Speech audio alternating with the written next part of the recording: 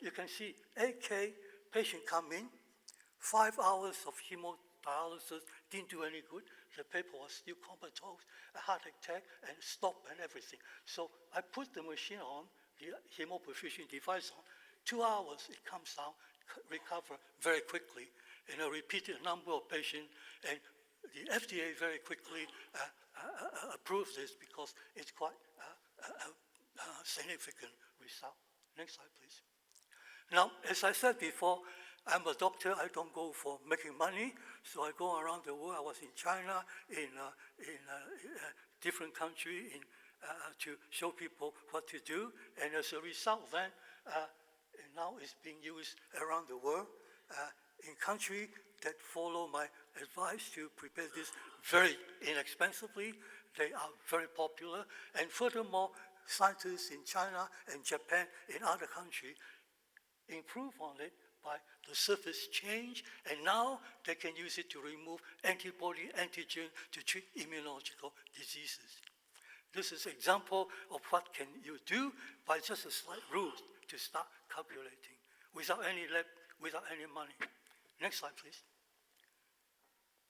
Okay, next slide, please. Okay, next one is drug delivery. I'm going to just use 2 slides. It's a very big area. Next slide, please. Now, again, this is example what was done some time ago.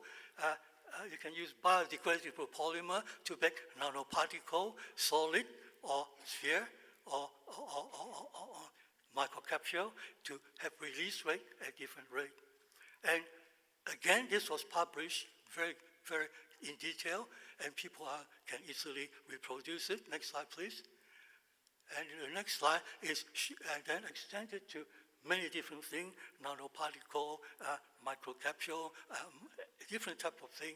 And furthermore, other people have been changing surface property to make it PEG, polyethylene glycol, is a very good system by Anzong's group, originally to allow circulation time to increase, and target ligand to make it targeting by many groups around the world. Next slide, please. Furthermore, the very early research that I found that you can put magnetic particle or ion inside the artificial cell, and then if you have a magnetic stirrer, you can stir the thing or you can direct the thing.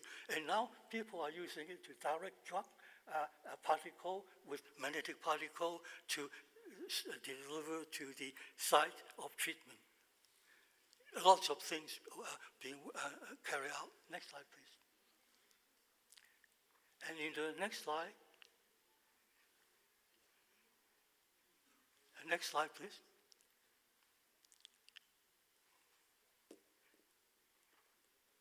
Can you click on the next slide?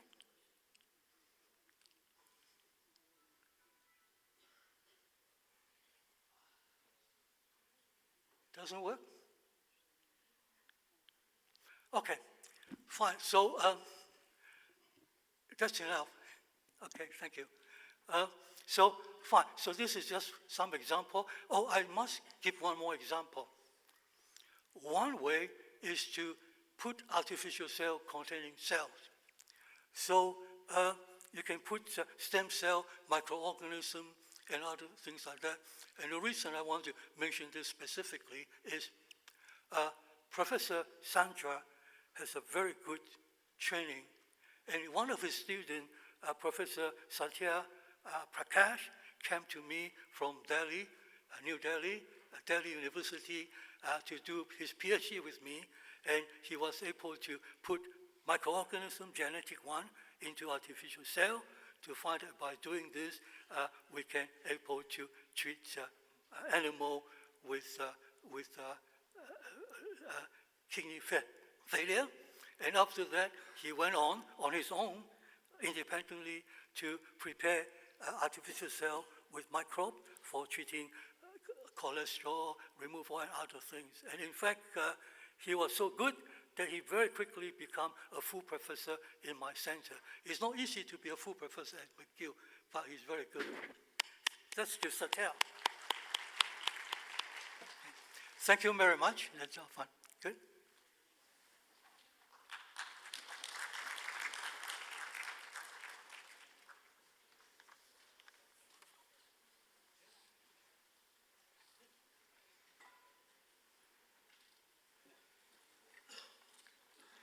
Thank you so much, Dr. Chang, for your thorough and informative presentation.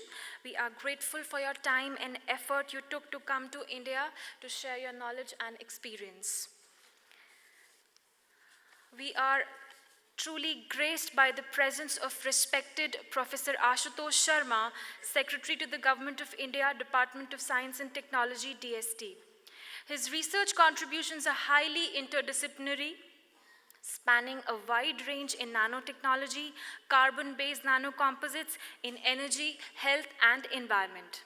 He is a recipient of numerous awards and honors, including the very prestigious Shanti Swarup Bhatnagar Award, Infosys Prize in Engineering and Computer Science, TWAS Science Prize of the World Academy of Sciences, Bessel Research Award of the Humhole Foundation, and the list of his achievements and credits goes endless. I warmly invite Professor Ashutosh Sharma to kindly deliver the presidential address.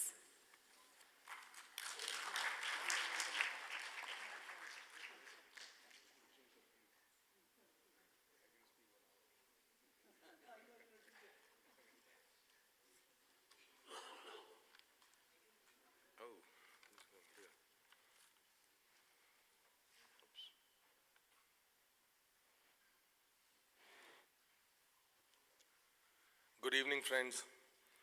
I'm so delighted to see so many deep minds, so many committed minds, in fact, who are driving this conference.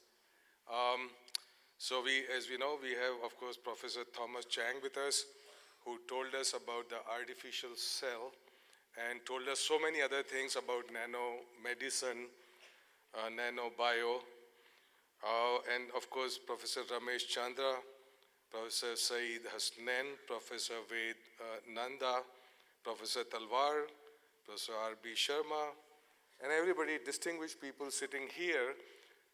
And I'm really impressed with the commitment of people sitting there. In fact, even more than the commitment of people here, because now it's 6:30 in the evening, and we have been hearing, I'm sure that you have been here, some of you here since morning. So there is my sincere hats off to each one of you for being here at this time, is still listening nanomedicine, right? Which is very attractive, of course. There's no question about it. That's the future, and that's the future that we are discussing here.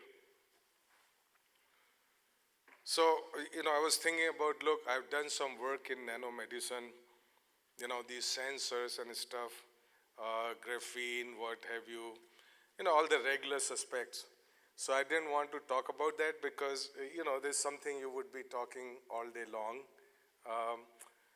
And of course, that there's a rich culture, there's a rich, very, very rich roots of nanotechnology as well as medicine in Delhi University, in Jamia Hamdard. I have been to both of these places. I have had the pleasure of being there, interacting with the researchers, interacting with the students, and this is indeed very, very impressive, the research which is going on there. And all of you know a lot more about nanotech and nanomedicine than I do. So there are a few thoughts about the future of science and technology and innovation. Now, it doesn't matter if I'm a nanomedicine guy or if I am an organic chemist or a biologist or what have you. All of us will have to deal with some of these issues which are related to lots of companies up there. Wow, okay, we're all rich here. So, okay, no matter what my age is, no matter where I work, these are some of the things that we would have to reckon in our lives in next decade, in 2 decades from now, and so on. So it's something I wish to very quickly share with you. I will try to be entertaining because, again, to repeat, this is become a little bit heavy this time of the day.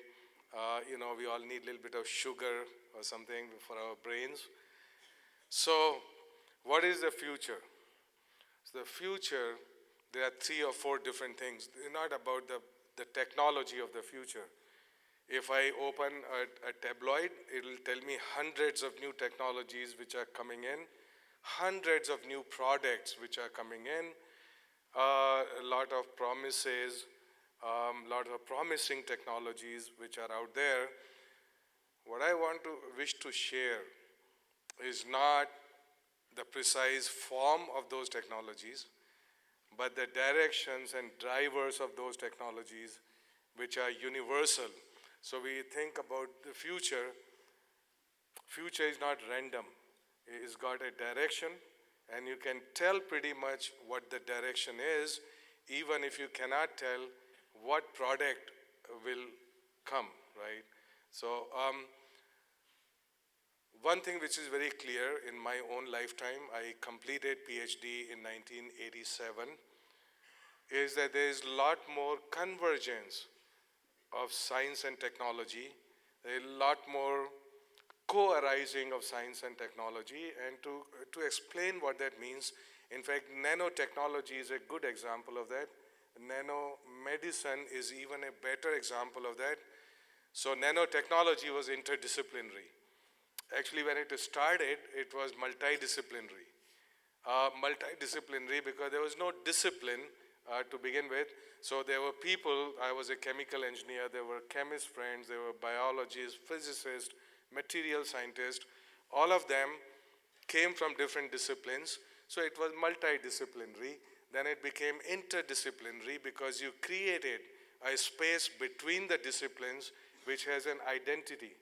And that identity is what we call nanoscience and technology.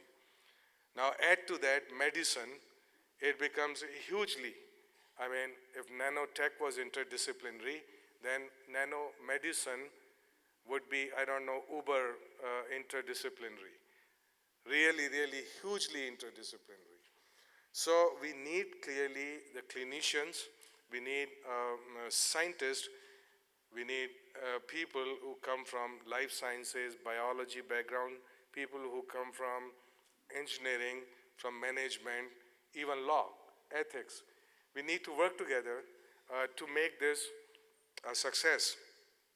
The convergence, there are bigger forces of convergence at play, the future. So the convergence, in particular, of communication, computing, decision-making, perception, which you may call sensors, and action. So in short, this is the convergence which makes, which made actually life possible to begin with. So if you were to define life, this is about getting inputs, sensing, perception, computing, something going on inside here, communication, and decision making, which so each one of them translates into technology. And each one of these aspects, when they get together, this is the convergence of technologies. The co-arising of technologies simply means an idea whose time has come. A lot of ideas have come and gone, not because they were not good ideas, but because their time had not come. To give you a very simple example, back in the 80s, my first job was with a photography company. It was also a leader back then in digital photography. I will not take the name of the company because long gone, shut its shop. At that point in time, this was a leader. This employed 70,000 people in just one city. Right? The whole town used to work for that company. They were leaders in digital imaging, digital photography as well. There was another company which were leaders in personal computing and personal computers. Now, the leaders of both these companies thought that there was no future for digital photography. The other folks thought that there was no future for personal computing and personal computers. And see how wrong they were? So the wisdom doesn't come by age. It doesn't come because of how much experience I have in that area. It comes by talking to people who are not like us. You see, it's very simple. So if I'm a chemical engineer, I shouldn't be talking to chemical engineers at all. I should say, bye-bye, I know as much as you do. Maybe you would tell me 2% more. I don't care, right? I should talk to people who are social scientists, for example, should talk to people who work in medicine, in whatever, right? Law, ethics, anything, right? And so this is because, so to complete that story about co-arising of technologies, the people who were leaders in digital photography, they said there was no future because there was no personal computer and there was no personal computing. So if there is no platform to run the application, clearly it has no future. At the same time, the personal computing people thought, unless there is an application, this platform makes no sense.